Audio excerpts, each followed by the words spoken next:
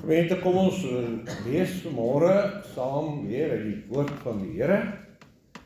En ons lees uit die Evangelie volgens Matteus, hoofstuk 27. En ons lees van vers 27 af.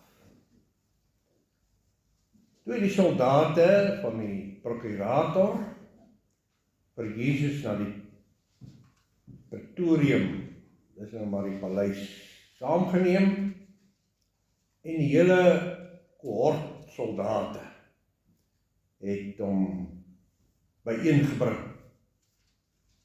Hulle het sy klere uitgetrek en 'n helder rooi mantel om hom gehang. Nadat hulle 'n kroon van doringtakkies gevleg het, het hulle dit op sy kop gesit en 'n riet in sy regterhand. Hulle het voor hom gekniel en met hom die spot gedryf. Gegroet koning van die Jode. Hulle het op hom gespoeg en die riet geneem en hom herhaaldelik op sy kop geslaan. Nadat hulle met hom gespot het, het hulle die mantel afgehaal, sy boklere vir hom aangetrek en hom weggelei om hom te kruisig. Kom ons lees net tot sover. Die hele gedeelte gaan oor die bespotting van ons Here Jesus. Maar vers 29 is ons teksvers vanmôre. Nadat hulle 'n kroon van doringtakkies gevleg het, het hulle dit op sy kop gesit en 'n riet in sy regterhand. Hulle het voor hom gekniel en met hom die spot gedryf. 'n Kroon van doringtakke. Liewe broer en suster, as dit die Here se wil is, gaan ons volgende Sondag nagmaal vier. En nagmaaltyd is 'n tyd waarin die kerk terugkyk. Ons kyk terug na die kruis. Ons kyk terug na die liggaam van ons Here Jesus Christus wat gefolter is tot die uiterste toe. Ons kyk terug as ware na sy bloed. Ons kyk terug na sy lyding. Maar ons kyk ook vorentoe. Ons kyk ook na die bruilofsmaal van die Lam. Maar vanmôre wil ons die aandag vestig op die doringkroon. Jesus het 'n doringkroon gedra. Nie 'n goue kroon nie. Nie 'n kroon van edelstene nie. Nie 'n kroon wat gemaak is om 'n koning mee te vereer nie. Maar 'n kroon van dorings. En as ons die doringkroon maar net sien as iets waarmee die soldate Jesus seergemaak het, dan het ons nog nie die hele waarheid van hierdie betekenis omvat nie. Ons sien nog nie alles nie. Want die doringkroon vertel ons van 'n baie groter verhaal, 'n baie groter openbaringshistoriese geskiedenis. En dit begin nie by Matteus 27 wat ons gelees het nie. Dit begin baie vroeër, dit begin al in Genesis. Begin in die tuin van Eden. Begin by 'n mens, begin by Adam. En dit eindig uiteindelik, ook nie by die kruis nie, maar by die oorwinning van Christus. Want die doringkroon is deel van 'n baie groter openbaringshistoriese lyn wat deur die Bybel loop. En die groot waarheid, liewe gemeente, wat die Heilige Gees ons vanmôre op die hart wil plaas, is die kroon wat op Christus se hoof geplaas is, was 'n kroon van bespotting vir die soldate. Hulle het hom bespot. Maar in God se raadsplan wys dit na die vloek wat deur die sonde gekom het. En na die koning wat gekom het om daardie vloek te dra. Die gedeelte wat ons gelees het uit Matteus 27 vertel ons van hoe Jesus voor die soldate gestaan het. Hulle neem hom na die gouverneur se paleis. Hulle trek vir hom uit. Hulle hang 'n bloedrooi mantel om hom. Hulle gee hom 'n riet in die hand, wat moes dien as scepter in sy regterhand, die hand van sterkte. En hulle sit 'n doringkroon op sy kop. En dan kniel hulle voor hom, maar hulle kniel nie omdat hulle in hom glo nie. Hulle kniel om hom te bespot. En dan sê hulle, wees gegroet, koning van die Jode. Sarkasme. En dan spoeg hulle op hom. En hulle neem die riet, wat as 'n scepter moes dien. 'n Scepter is 'n koninklike instrument basies wat hy in sy hand hou. Dit dui koninklikheid aan. Wat in hierdie geval nou 'n riet is van bespotting. En hulle slaan hom op die kop herhaaldelik. En broeder en suster, ons lees hierdie dinge en ons weet waar dit eindig. Maar kom ons kyk 'n bietjie dieper daarna vanmôre. Daar staan 'n mens. Bloed loop oor sy liggaam. 'n Mantel om hom. 'n Riet in die hand. 'n Doringkroon op sy hoof. En soldate wat hom bespot. En vir hierdie soldate was dit 'n grap. Hulle wou sê, hierdie man dink hy is die koning van die Jode. En kom ons maak nou asof hy die koning van die Jode is. Kom ons gee vir hom 'n kroon. Hy sê mos hy's 'n koning. Kom ons gee dan vir hom 'n kroon. Hy sê mos hy's 'n koning. Kom ons gee dan vir hom 'n scepter. Hy sê mos hy's 'n koning. Kom ons buig voor hom. Maar broeder en suster, hulle het iets gedoen wat hulle self nie verstaan het nie. Hulle het probeer om 'n bespotting van sy koningskap te maak. Maar hulle het eintlik die waarheid uitgebeeld. Want Jesus was koning. En Jesus is koning. En hy sal koning wees tot in ewigheid. Hulle bedoel hier is 'n valse koning.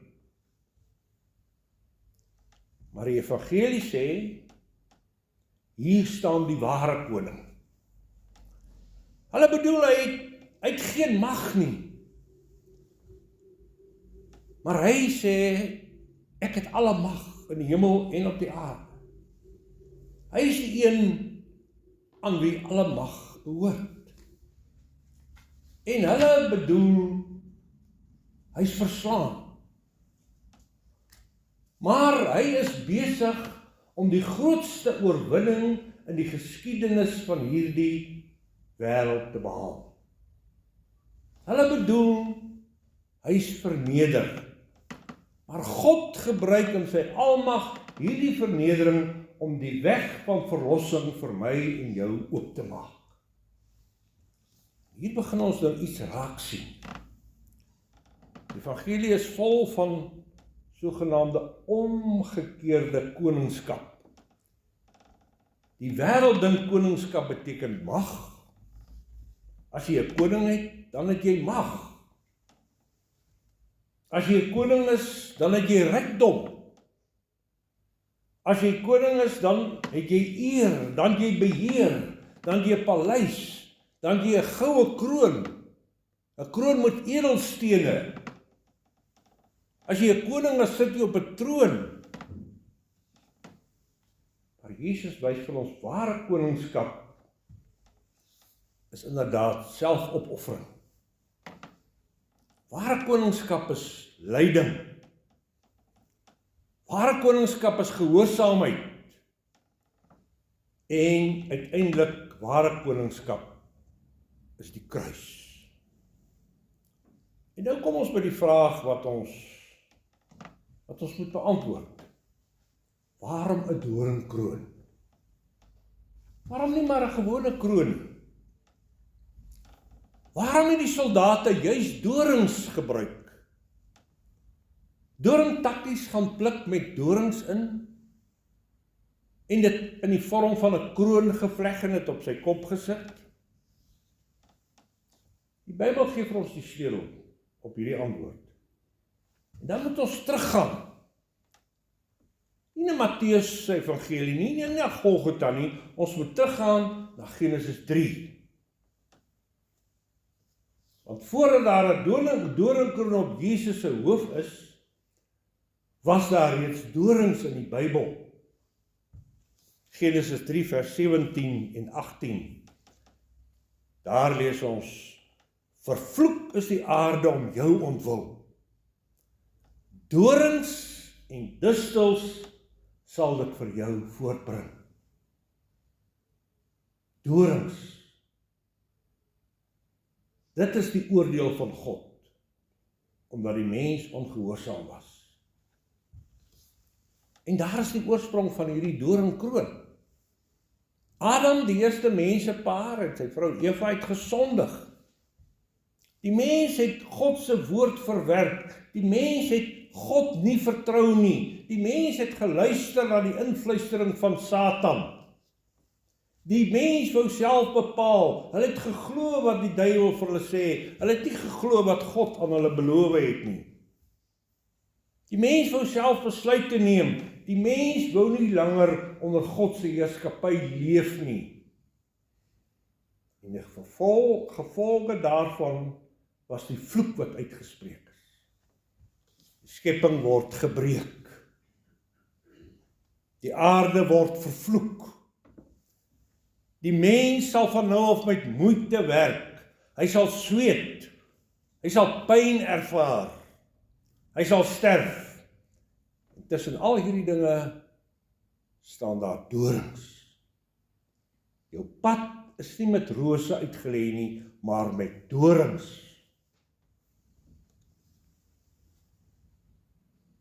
Dorings, broer en suster, is 'n sigbare teken van die gebrokenheid van hierdie wêreld.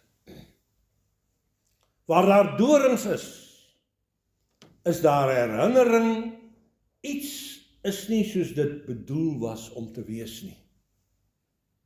God het die skepping goed gemaak, en nou is daar dorings. Dorings waarin jy moet loop, elke dag. Waar daar dorings is herinnering, dat daar iets wat gebreek is. Daar is nou pyn. Daar is nou seer kry in plaas van vreugde. En nou, eeue later, staan Jesus. En wat plaas hulle op sy hoof? 'n doringkroon. 'n doringkroon. Kom ons kyk mooi, broer en suster. Die wêreld wat deur die sonde gebreek is, plaas die teken van sy gebrokenheid op die hoof van die Seun van God. Die aarde het dorings voortgebring, en die mens neem daardie dorings en maak daarvan 'n kroon vir Christus. Wat 'n beeld! Die vloek wat deur die mense se sonde gekom het oor hierdie wêreld, word nou op die koning se hoof geplaas. Nie omdat hy gesondig het nie, maar omdat hy gekom het om sondaars te red. In Genesis 3 lees ons van die probleem. Daar het die probleem gekom. In die evangelie, in die Nuwe Testament, gee vir ons as ware die oplossing vir hierdie probleem. van eeue terug. Genesis 3 sê vir ons, die vloek het oor die mensdom gekom. Die poorte van die paradys het agter hulle toegegaan, en hulle moes 'n pad van dorings loop, van pyn en van sweet en van hartseer. Die koning dra die dorings. Dan lees ons in Galasiërs, Christus het vir ons die vloek van die vloek losgekoop. Dan lees ons in Openbaring, die vloek sal nie meer wees nie. Kan jy sien die lyn, broeder en suster, wat kom van Genesis 3 af? Dit is die Bybel, dit is die woord van God. En daarom is die doringkroon nie maar bloot 'n detail in die kruisgeskiedenis nie. Die doringkroon is as ware vir ons 'n venster. Dit laat ons iets sien van die groot werk van Jesus Christus. En nou moet ons na Adam kyk, want Christus se werk word in die Nuwe Testament dikwels verstaan teen die agtergrond van Adam. En Paulus praat in Romeine 5 oor Adam. En in 1 Korintiërs 15 noem hy Christus die laaste Adam. Hoekom? Omdat Adam die mensdom in sy sondeval verteenwoordig. En Christus kom as nuwe hoof van sy volk.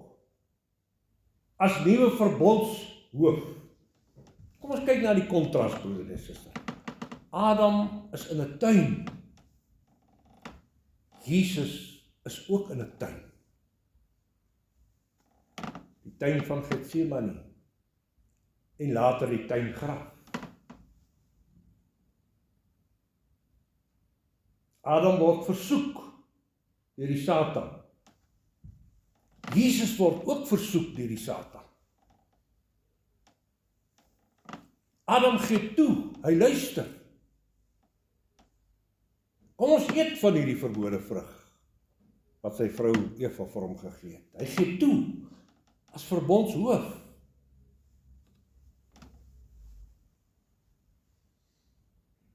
Broeder en suster, Adam luister na die woord van die slang. En Jesus luister na die woord van God. Adam kies sy eie wil, ek sal maak soos ek wil. Ondanks maak nie saak wat die Here gesê het. Hy het gesê, julle mag nie, maar ek sal dit doen. Ek daag die almagtige God uit. Dis wat Adam in die tuin van Eden gedoen het. Christus dra die vloek. Adam bring die vloek en Christus dra die vloek. Adam word uit die tuin uitgedryf. Christus gaan die tuin binne. 'n lentetuin. 'n tuin vol blommepragt. Jesus gaan daardie tuin binne, want dis waar die graf van Josef van Arimatea was, in 'n tuin. 'n lentetuin. Kan jy sien, broeder en suster, die geskiedenis van die eerste Adam en die tweede Adam. Waar die eerste Adam geval het, staan Jesus Christus. Waar Adam ongehoorsaam was, is Christus gehoorsaam. Waar Adam die mensdom in skuld gedompel het, kom Christus om sy volk uit die skuld te verlos. En dit is waarop ons hoop nie op onsself moet wees nie, nooit. Want as ons hoop op onsself is, dan was ons steeds verlore. Ons het nie net 'n paar foutjies gemaak in die geskiedenis nie. Ons het 'n sondige natuur. Ons probleem is dieper as wat ons gedrag is. En daarom het ons 'n verlosser nodig. Ons het nie net 'n leermeester nodig of 'n onderwyser nodig wat ons vir ons die pad kan wys nie. Ons het nie net 'n voorbeeld nodig nie, ons het 'n middelaar nodig en Christus is daardie middelaar. Kom ons dink vir 'n oomblik weer terug aan Genesis. Wat was die eintlike versoeking in Genesis? Was dit net, kom ons eet, hierdie boom lyk so lekker, kom ons eet nou maar daarvan. Nee, broeder en suster, die versoeking in die tuin, in die paradys, was dieper as net 'n begeerte. Want die mens wou self bepaal. Die mens wou God se plek inneem. Die mens wou self besluit wat goed en kwaad is. Die mens wou nie meer in sy staat van nederigheid sê, God het gesê, en daarom glo ek. Die mens wou sê, ek sal self besluit. Dit is die hart van die sonde. En daarom is die doringkroon so merkwaardig. Want die mens wat sê, ek wil regeer, staan uiteindelik voor die ware koning. En wat doen die mens met hom? Die mens probeer hierdie ware koning verneder. Die mens sê steeds, ons wil nie hierdie man as regeerder, as koning hê nie. Maar Christus staan daar. En hy dra die kroon van dorings. Nie van goud nie, nie van edelstene nie, 'n kroon van dorings, want hy kom om die rebellie van die mens te dra. Nou kom die woord na ons toe, broeder en suster. Nie net na die soldate toe nie, na ons, vanmôre. Want ons dra ook soms krone. Dalk nie letterlike kroon nie. Ons wil dikwels self beheer. Ons wil self besluit. Ons wil self bepaal wat reg en verkeerd is, die moderne mense van ons tyd. Ons wil hê God moet ons planne seën, eerder as om te vra, Here, wat is u plan? Ons sê maklik, Here, ek vertrou u. Totdat God iets doen waarvan jy nie hou nie. Dan kom ons eie kroon terug. Dan is ons skielik koning oor ons eie lewe. In plaas van om te vra, Here, wat is u plan? Here, dit moes so gebeur. Sê ons, Here, ek weet eintlik beter. En soms die grootste stryd in ons lewe is nie tussen ons en die wêreld nie, is nie tussen ons en die duiwel nie. Dis tussen God se wil en my wil. En dan staan Christus voor ons met die doringkroon op sy kop. En hy sê deur sy hele lyding, nie my wil nie, maar u wil. Dit is nie 'n vernederende woord nie, broeder en suster, vernederend vir die ou mens, maar vir die ware kind van die Here, vir die gelowige, vir die mens wat Jesus in die geloof omhels, is dit 'n woord van bevryding. Want Christus leer ons, God hoef nie van die troon af te kom, sodat ek daarop kan klim nie. Ek moet van die troon afkom, sodat Christus kan regeer, en sal regeer. En hier, broeder en suster, is iets wat ons nooit moet vergeet nie. Jesus kon hierdie hele toneel beëindig. Hy sê in Matteus 26, of dink jy dat ek nie nou my Vader kan bid, en hy sal vir my meer as 12 legioene van engele beskikbaar stel. Hy kon als beëindig. Hy was nie magteloos nie. Hy was nie 'n slagoffer van die noodlot nie. Hy was nie 'n man wat eenvoudig vasgevang is in sy eie omstandighede nie. Hy kon ingryp. Hy kon die soldate stop. Hy kon daardie hofverrigtinge stop. Hy kon die kruis stop. Maar hy doen dit nie. Waarom? Omdat hy gekom het om die Vader se wil te doen. Hy het nie gekom om homself te red nie. Hy het gekom om ons te red. En dit is waarom sy lyding eintlik so wonderlik is. Die soldate dink, hy kom om homself te red. Maar die evangelie sê vir ons, hy wil homself nie red nie, want as hy homself daardie dag sou red, dan bly ons pad steeds vol dorings. Dan is ons nie gered nie. As hy die kruis vermy het, dan is daar geen versoening nie. As hy nie van die kruis afgekom het, dan was daar geen nagmaal volgende Sondag nie. Maar hy bly. Hy dra. Hy gehoorsaam. Hy gee homself. Kom ons kyk net weer na die kroon. Ons kan maklik dink, wat 'n verskriklike manier om iemand te martel. Ja, inderdaad. Dit was. Maar dit is meer, broeder en suster. Die kroon sê, hier is die koning. Die doring sê, hier is die vloek. Die bloed sê, hier is die offer. Die vernedering sê, hier is die plaasvervanging. En Jesus bly stil, hy praat nie. En die stilte van Jesus sê, hier is die gehoorsaamheid van die lam. Alles kom saam. Die koning dra die vloek. Die sondelose dra die skuld.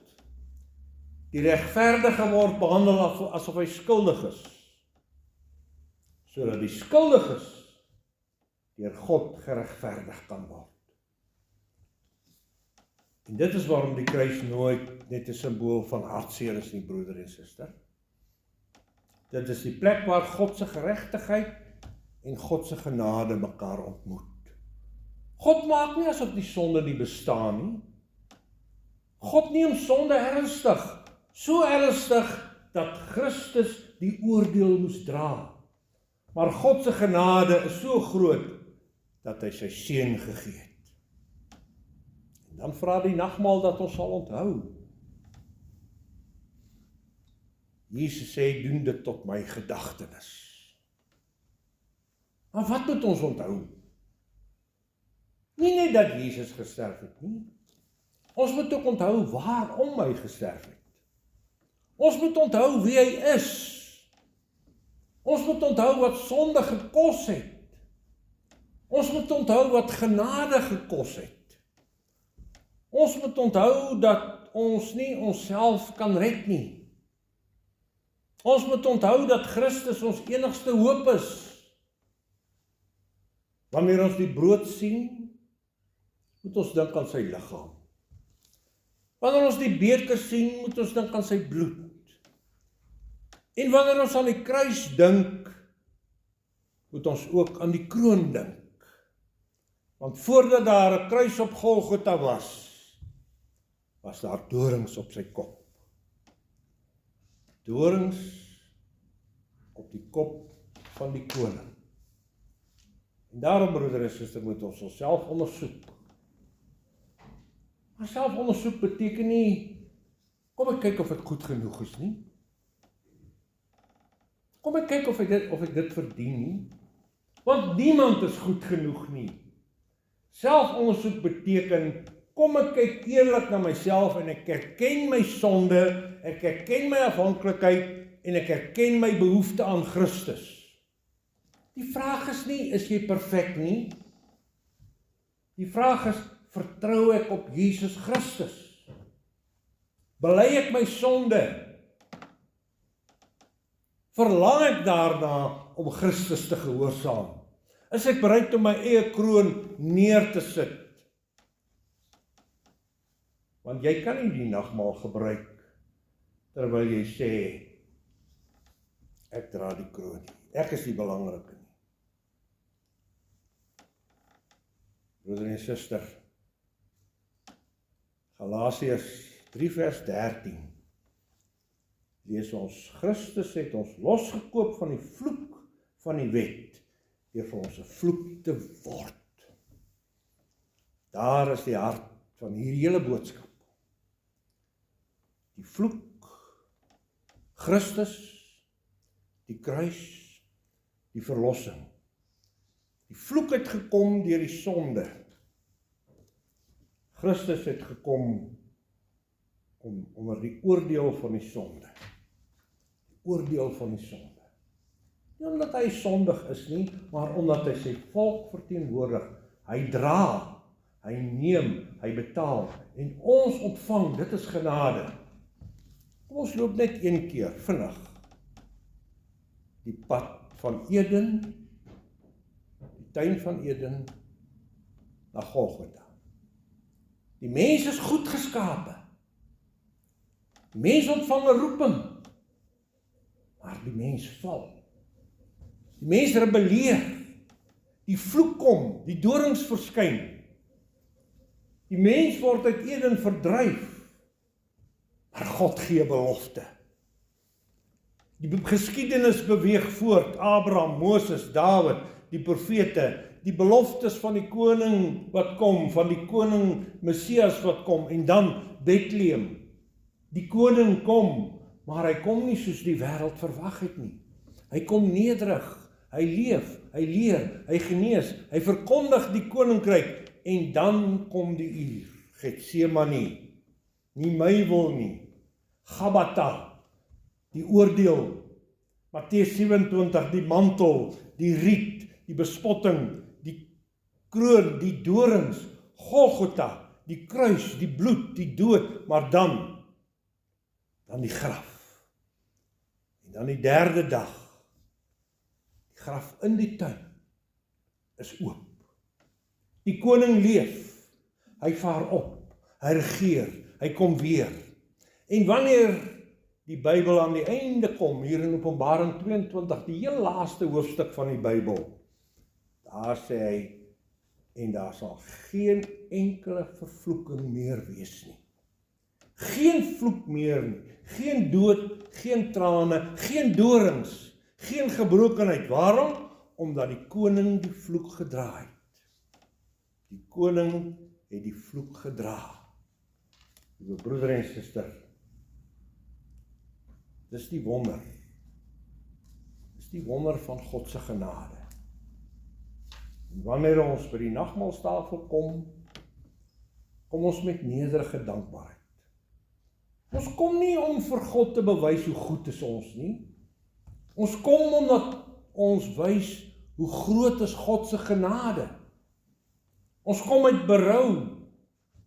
Ons kom met geloof. Ons kom met dankbaarheid. Ons kom met die erkenning, ek kan myself nie red nie, maar dan antwoord die evangelie en Jesus Christus. Christus kan. Hy kan. Ek is skuldig.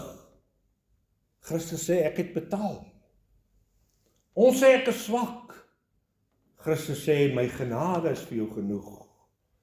Ons sê ek kan nie. Jesus sê kom na my toe.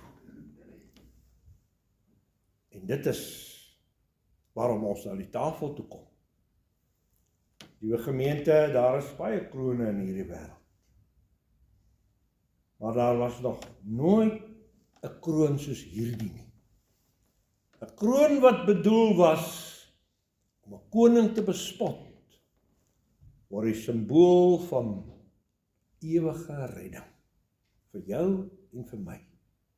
Amen. Ons dank. Ons dank U, Here, vir U woord wat so troostryk en ook vermaanend na ons toe kom.